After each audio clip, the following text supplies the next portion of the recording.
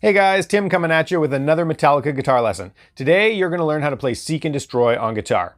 We're making our way through every single Metallica song from every studio album, starting with Kill 'Em All. But if there's a song that you really want to learn, let me know in the comments, and if enough requests come in for a specific tune, then I'll get to it a little earlier than expected. So hit that subscribe and like button if you haven't already so that you can become a Metallica expert, and let's get going with this Seek and Destroy guitar lesson.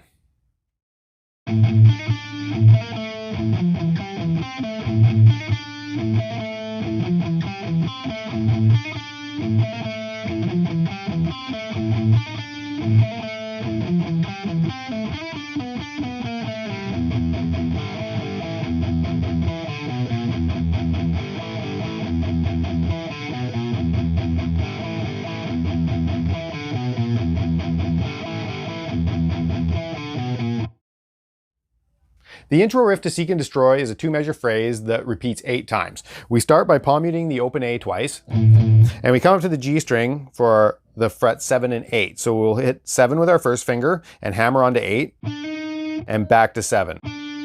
Then we hit the open A, one more palm mute, and then come down to the D string and do the same 7 to 8 thing that we did on the G string. So hit 7, hammer onto 8, back to 7. Now so far we have this. Now to finish this off, we come to the A string and go 0, 8, 7 and put a palm mute on those. Up to the D string, fret 5, back to the A string, 7, up to the 5th fret of the G string, down to the 7th fret of the D string. Okay? And there's your 2 measures, 1 and 2 and 3 and 4 and 1 and 2 and 3 and 4 and we play that 8 times. And then we get into a 1-measure connecting phrase that connects into our next lick or our next riff. And that phrase is, okay, so we're gonna be on the 9th fret of the G string, down to the 7th, down to the 9th of the D string, back up to the 7th of the G string, then walk down 9, 8, 7 on the D string, and slide down to 5. 1 and 2 and 3 and 4 and, okay?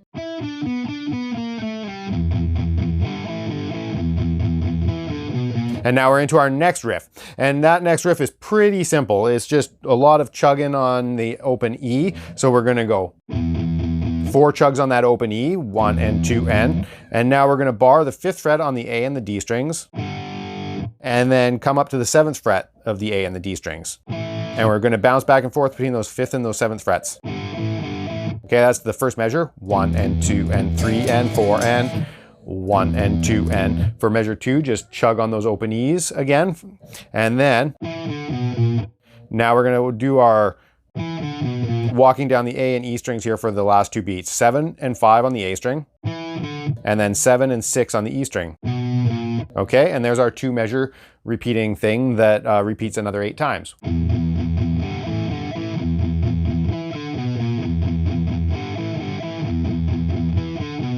Okay, now the only thing to really note about that is that last note in the riff, I hear it slightly sharp. It sounds like they're pulling it slightly sharp. Okay, you don't want to pull it too much, right? That's too much, but just a little bit.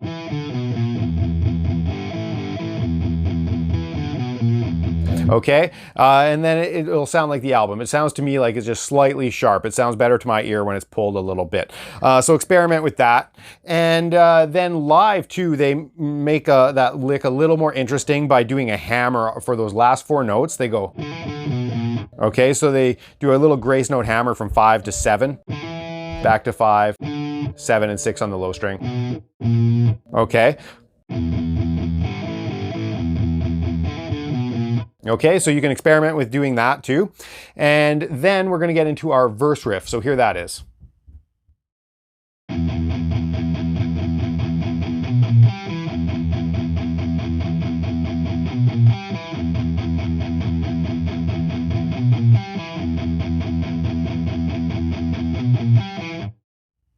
Our verse riff, really simple, not a lot to talk about. We're just gonna chug away on E, 1 and 2 and 3 and 4 and 1 and 2 and 3 and 4 and. So the only thing that's not just chugging on E is those last 4 notes, and we're gonna go 7 and 6 on the low string, and then up to 5 on the D string, and down to the 7th fret of the A string.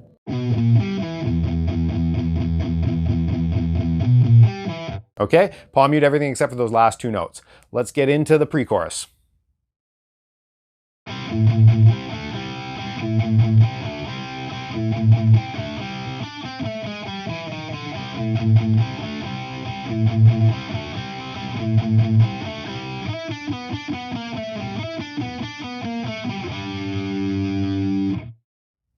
With the pre-chorus, we're going back to palm muting with the open A and doing some chord stabs in between palm muting on the open A. So what we're really doing is grabbing C power chords off of the 3rd fret up to the D power chord, 5th fret.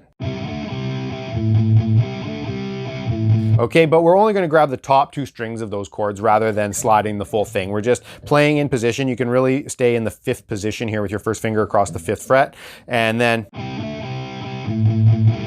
it's going to be a lot easier that way. So what we're doing is bar the D and the G strings at the 5th fret, and then 3 chugs on the open A. And now we go the 5th, that 5th bar, up to the 7th frets on the D and the G, back to the 5th. And that's 1 measure, and that measure repeats 3 times exactly. 1 and 2 and 3 and 4, 1. Now we get into a 1 measure little fill. Okay, so it's the 7th and the 5th on the G string, 7, 6, 5 on the D string, 7, 6, 5 on the A string. And then we get back into 3 measures of the C and the D.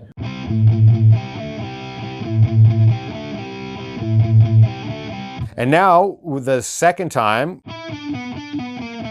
we put in the fill that we found in the intro of the tune. So if you need a refresher on this, just go back and watch the chapter on the intro, and I explain that in detail, every note that we're hitting. The only thing to note here is that every tab I see and every lesson that I see is saying just to repeat this exactly twice. However, they don't do that. They do this sliding down to the 5th the first time, but the second time they relocate that G note on the 5th fret of the D string to G on the 10th fret of the A string. The reason for doing that is because if you slide down, we have to start our chorus on a G power chord up here at the 10th fret. So if you slide down, it makes that jump pretty awkward and you have to do it quickly. So to reduce the error that might happen and to make it a little smoother, they relocate that note with their pinky. So you would actually play this and then into the chorus, and that definitely is easier to nail it every single time. So, and you can also hear that on the album too. The first time you can audibly hear the slide, and the second time you can't hear that slide. So that's what they're doing, and that's why the difference there. Now let's get into the chorus.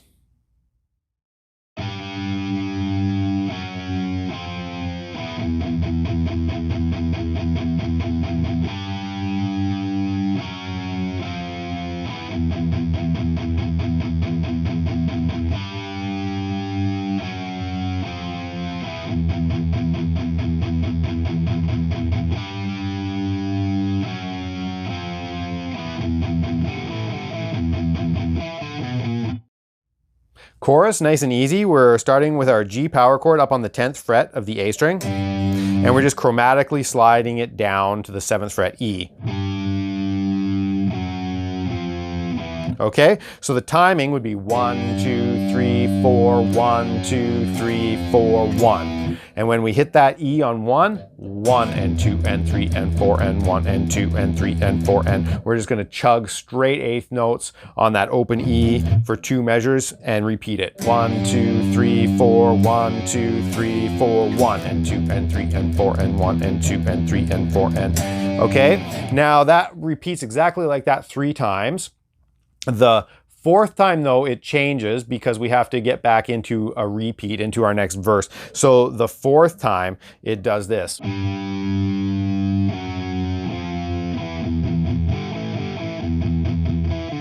And it gets back into that riff that we encountered in the intro. The only difference is that in the intro, we just started by chugging on E right away, 1 and 2 N. But on this repeat, you'd want to stab on that E, 1 and 2 N, right? 1, 2, 3, 4, 3, 4, 1 and 2 N. And then we get into our repeat. And then the next chorus, the second chorus, ends a little bit differently again because we get into our fast section of the song. So that chorus the second time ends 1, 2, 3, 4, 2. Okay, so it ends just by ringing out an E for one whole measure, 1, 2, 3, 4, 1, and then just doing a quick stab on beat 1. So the only thing to note there is that I do hear a 3-string power chord for that last strike. So if you're just using your fingers 1 and 4, or even just 1 and 3 to slide these power chords, you'll want to add your pinky in there for that last stab, just to get it to sound 100% like the album. Now, I guess we're into our fast part. Here we go.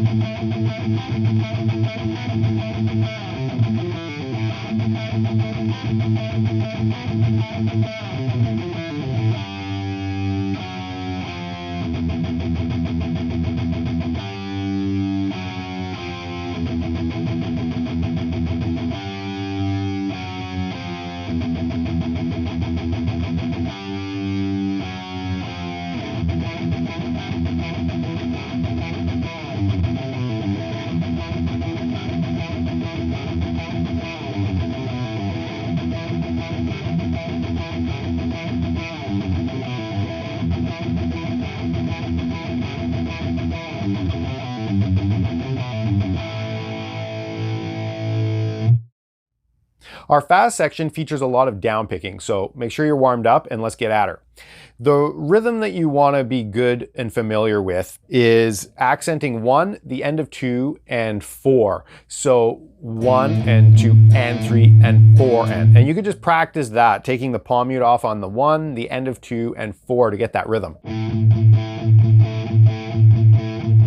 Right? 1 and 2 and 3 and 4 and. That's the rhythm that we're going to have through this fast section. And now we're complicating matters a little bit because, of course, we're not just staying all on one string. What we're doing is we're doing a bunch of chord stabs in between palm muting on the A string. So there's that rhythm that I just played, but we're changing those chord stabs. So what we're going to do is start by hitting the open A and the 5th fret on the D string. Okay? With 2 palm muted A's. And then we're going up to the 7th fret of that D string. 7th fret, back to the open A, 7th fret, and one more A palm mute. 1 and 2 and 3 and 4 and. Okay, that's the rhythm that repeats, but we're just going to change that first chord stab now. The second time, we want to bar the 5th fret on the D and the G strings. Same rhythm, 1 and 2 and 3 and 4 and. Same rhythm for the next measure, but we're going to slide down to the 4th frets, bar the 4th frets on the D and the G. 1 and 2 and 3 and 4 and. Okay, so there's the first 3 measures.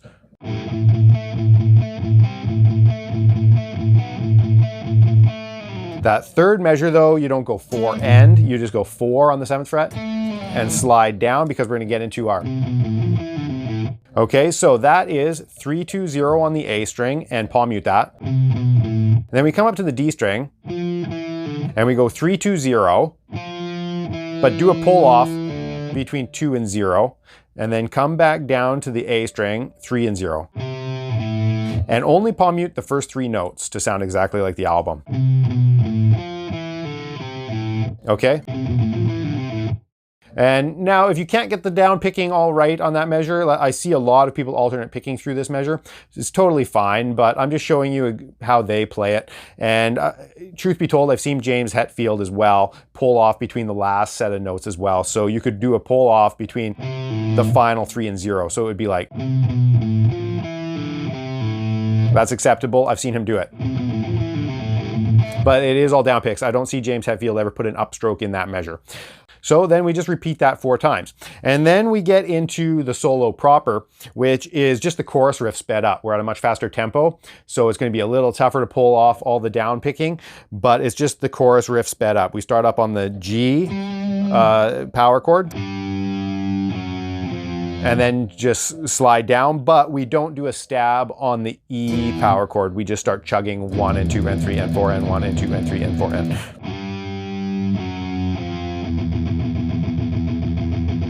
Okay, and we play that 3 times. The 4th time you just don't do the E chugging. The 4th time you just go...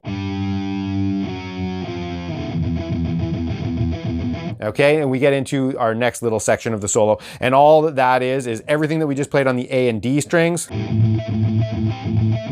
That, you just move it down a string set to the E and the A strings. So really slow. I'm not going to go through every single note that I'm hitting because I don't think that's necessary, but I'll just play it really slow. And here it goes like this.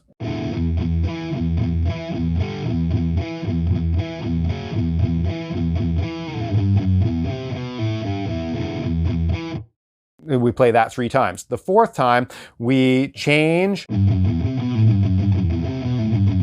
that last final measure and we double it up. We play it twice instead of once. And the only thing that's changing is the last note and the palm muting pattern. So that last time, you want to go 3-2-0 on the E string, up to the A string, 3-2-0 with a pull off. And then instead of going 3-0, we're going to palm mute and go 3-2. And there's our 4 beats, 1 and 2 and 3 and 4 and now we just play that twice instead of once.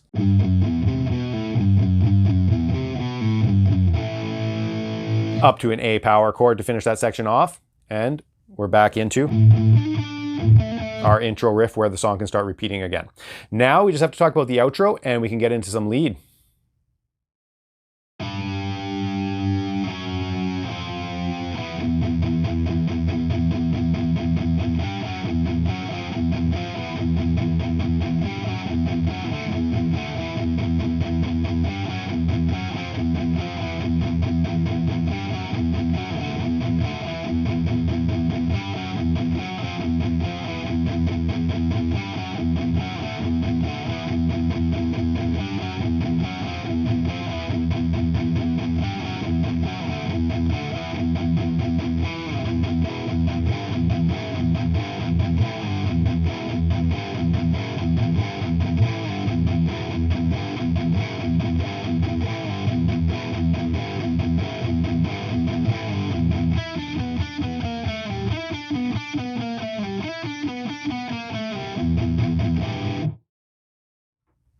The outro of this song, let's face it, it rocks. I used to listen to the whole album just to listen to this outro. It's that heavy and awesome. So let's nail this. The outro starts on our G and we're doing a chromatic walk down to E again. So we hit our G on the 10th fret, our G power chord, and down to the F sharp, 1/2 step lower, followed by 2 E palm mutes, and then F sharp to F, 2 more E's, and then F to E.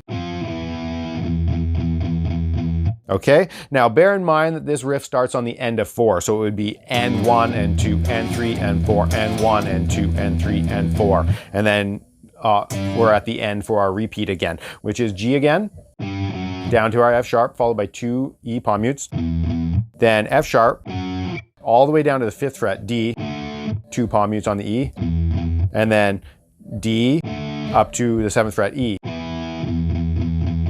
And there's our 4 measure riff that repeats 8 times.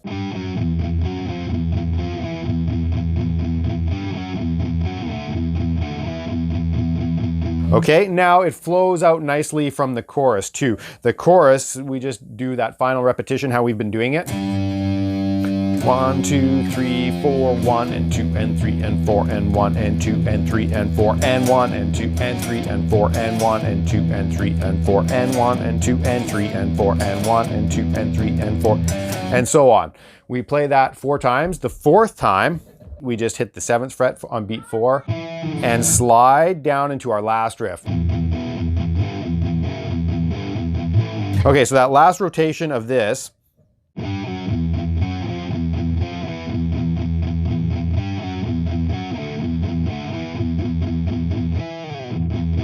Okay, then we do 2 palm mutes on E, E power chord, stab. 2 more palm mutes on E, up to a G on the 3rd fret. 2 more E palm mutes, F sharp on the 2nd fret. 2 more E palm mutes, back up to our G. 2 more E palm mutes. Now up to the 5th fret A, slide down to the 3rd fret G.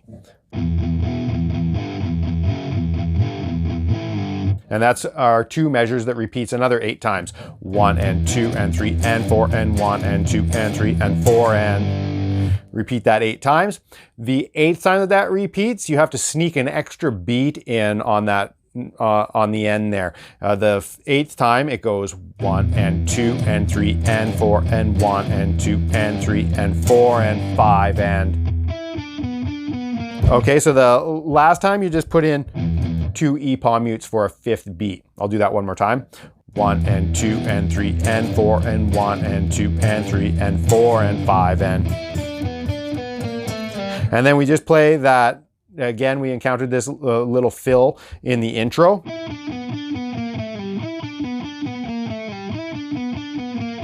And just play it 3 times exactly with that slide, not putting the pinky in at all like we discussed. Play that 3 times just like that, and then 4 palm mutes on the E. And then E minor 7. Now we can talk about this too.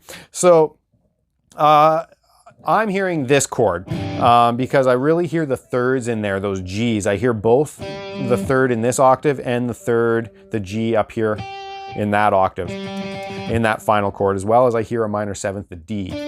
So I see some people teach it as just hitting an E power chord, which is totally fine if that's what you want to do, but my ear is definitely leaning towards this E minor 7 voicing.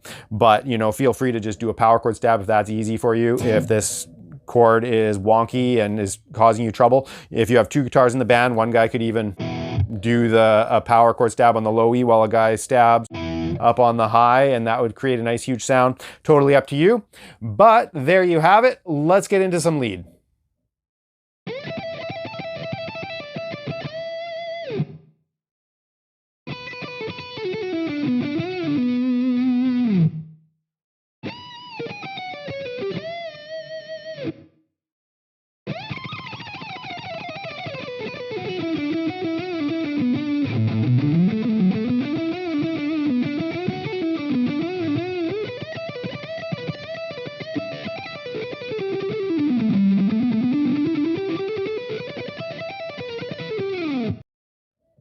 So our first lick of the solo,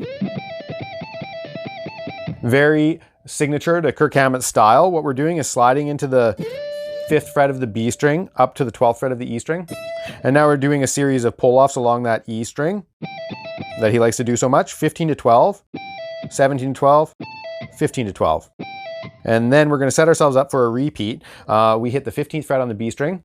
Now, the first time that he goes back to the B string on the album, that's actually a duff note. It's a little bit sloppy on the recording. I listened to all of these recordings at half speed, so this stuff becomes much more apparent. So if you're wondering why some tabs have different notes at that point, it's because it's really impossible to hear any note because it's just not there. It's more like a dead muted string that he just missed something. But I think it's safe to say that he was going for the 15th fret there.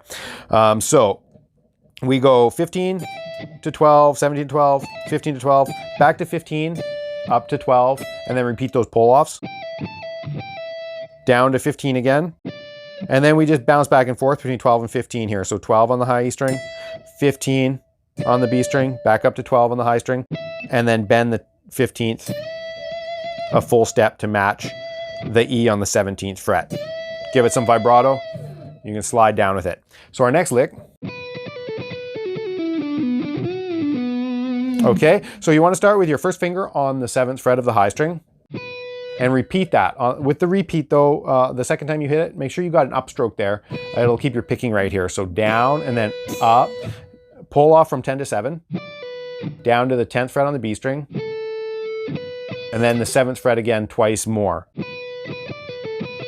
Come down to the B string, 2 pull-offs between 10 to 7, down to the G string 9th fret, down to the 7th fret, down to the 9th fret of the D string, up to 7 on the G string, Now we want to hit 9, bend and release to 7. And then down to the D string, 9 again.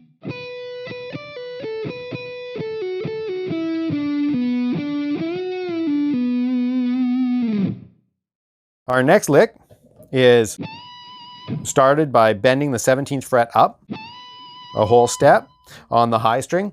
And now he gets a little rake here to get into the second note there. And if you watch how I bend that first note, I'm reinforcing the bend with my second finger, and my first finger is just laying there, and that sets up the rake. That's what his thought process would have been when he was doing this. Just, oh, there's my first finger there ready to use, and he just used it to rake into that second note. So you bend, and now you just use your first finger, snag a couple of strings with a downstroke. It's kind of like a mini sweep into the second or the 16th fret with your second finger. And now we walk down from 15 to 14 on that high string. So that little thing, nice and slow, would look like this. And then we come down to the B string, 15 to 14, down to the 16th fret on the G string, 17th fret on the D string. And then we want to bend the 15th fret on the B string up a whole step, and then it comes down. It's not even bent a half step. It's a little almost quarter step bend. It's a little out of tune on the recording. Okay. And give it some vibrato and hold it for a while. And then we get into this chromatic thing. If you've been watching the other Metallica lessons that I've put out, we've been encountering something similar in both Motor Breath and Phantom Lord. They both had some fast chromatic stuff in this vein. But he is changing the fingering patterns that he's using in all of these songs. So it's important just to know the pattern that he's using with his fingers. And I've watched some live footage, and he's consistent with this when he plays it. He's just creating some noise. Doesn't really matter what notes you hit. Don't get into, you know, what exact frets he's hitting. It's just going to cause you like big headache and grief for absolutely no reason, because let me tell you, he's not going to care about that. He's just creating some noise, right? So what you want to do though is have this pattern, pinky, second finger, and first finger, and approximate the distance between them. So between your first finger and the second finger, you're going to have a whole step, and then between your second finger and the pinky, you're going to have 1.5 steps. But it doesn't matter if that stays 100% consistent. It's just approximately something like that. Now what you want to do is slide up the B string. Okay, and then it can just be a random slide. You don't have to target any specific note. And then just start trem picking. I'll call it trem picking, but really what matters is 16th notes there. You just want to be picking 1 E enda, 2 E enda, 3 E enda, and so on, which might take you a little while to get, because this hand is just doing 3 notes, right? Like it would be 1, 2, 3, 1, 2, 3, 1, 2, 3, 1, 2, 3, while this hand is going 1 E enda, 2 E enda. So that's kind of the trick there, to keep it from getting sloppy and to get out of it into our lick, is understanding that what's going on there, right? So 1 E enda, 2 E enda, 3 E enda, 4 E enda, 1 E enda, 2 E enda, 3, and you want to be into this next part right on beat 3. Okay, that's what he does. So you've got on the recording, he does his slide on beat 4, and then he spends 6 or 7 beats. I guess it would be 7 beats total, falling down to get into this next little lick that we do.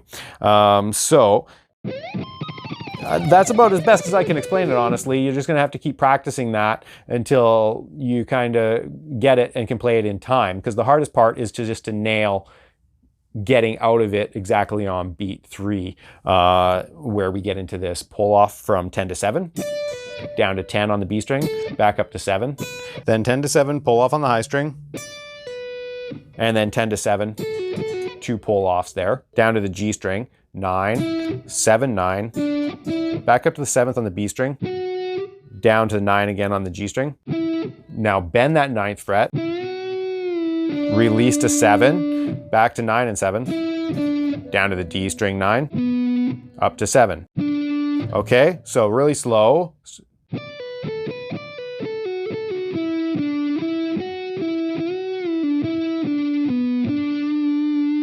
Okay, so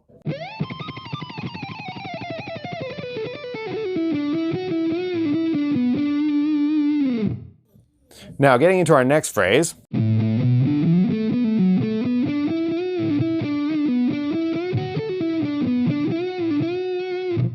Okay, so we start by the 5th fret on the low string, pick that twice, 7, then come up to our A string, 5, slide into 9, up to 7 on the D string. Now do a quick 9 to 7 pull off on that D string, down to the 9th on the A string, do 7 to 9 on the D string, up to 7 to 9 on the G string.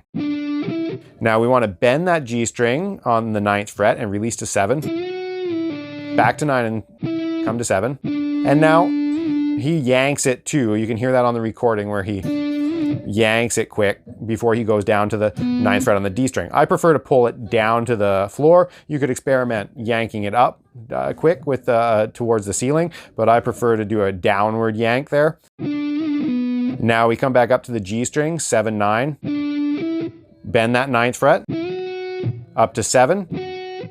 On the B string, do a 10 to 7 pull off, down to the G string, 9, 7, down to the D string, 9, back up to the G string, 7.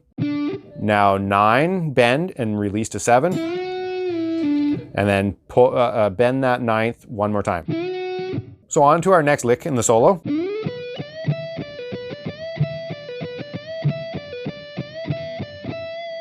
Okay, so what we're doing is we're getting into that slide into 14 on the G string, 12 on the B string.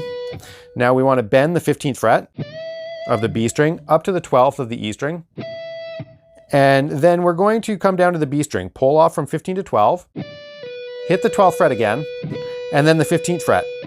And then we repeat that little melodic figure, bend 15 up to 12 on the high string, pull off from 15 to 12 on the B string, hit 12, 15 again, and then bend that 15th one more time, 12 on the high string, and now this time we're just going to go 15 to 12 pull off and come back to 15, and then we go 15 bend up to 12, 15 not bent, and 12.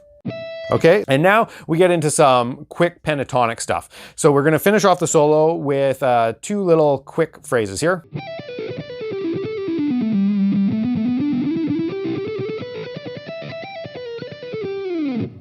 Okay, so to start this, we're going to do 15 to 12 pull off on the high string, and then 15 to 12 on the B string, down to 14 on the G string, back up to 12 on the B string, pull off between 15 to 12, then 14 to 12 on the G string, down to 14 on the D string, back up to 12 on the G string, pull off between 14 to 12 on the G string, and then going down our pentatonic scale, 14 to 12 on the D string, 14 to 12 on the A string, and 15 on that bottom string.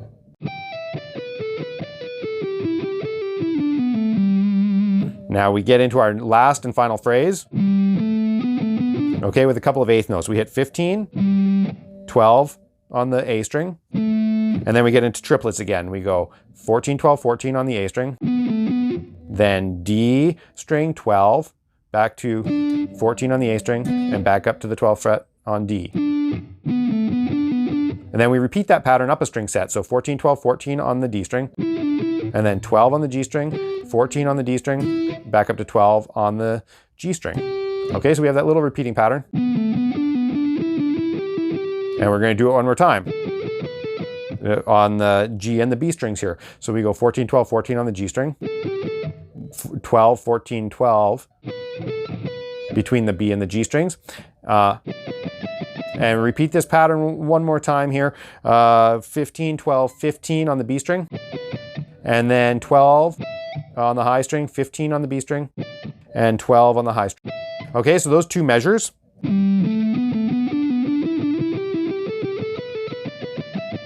So important to get your alternate picking working there. It's just straight alternate picking. You don't need to do anything other than that. And then to finish this off, we have a few more triplets here. Okay, so what we want to do is pull off 15 to 12 on the high string, 15 on the B string, and now here, the 12, sliding down. This is also, I don't know if it was a duff note on the recording again or not. It's really hard to make out 100% the notes here, but when I put a slide in, that's the closest that I can make it sound like the recording is with that slide. So that's how I perform it. Let's go through this and then I'll show you maybe a different thing that you could do. But we want to do a down to the 11th fret, quickly back up to 12, and then 15 pull off, 14 and 12 on the G string. Okay, now if you don't want to do that slide, if you don't want to shift position because it might be a little bit awkward, you could just relocate that B flat down to the G string. Or you could even stick just in the pentatonic scale and hit the 14th fret on the G string. Right? It's just 1 triplet, 2 triplet, 3 triplet, 4, and it's all going to work out the same, and it goes by so fast it's not like it's a big deal or anything. It's whatever you prefer there. But like I said, the closest I can make it sound to the album is putting that little slide in there. But there's the solo, and that's a wrap. You've now learned how to play Seek and Destroy by Metallica on guitar. Hey guys, I hope you're really learning a lot from these Metallica guitar lessons. You know, quite a bit can go into putting these tutorials together, so please support the channel by subscribing and sharing. Also, let me know what other bands you're interested in by dropping me a comment. Click on some of these other videos that you see, and I'll see you next time.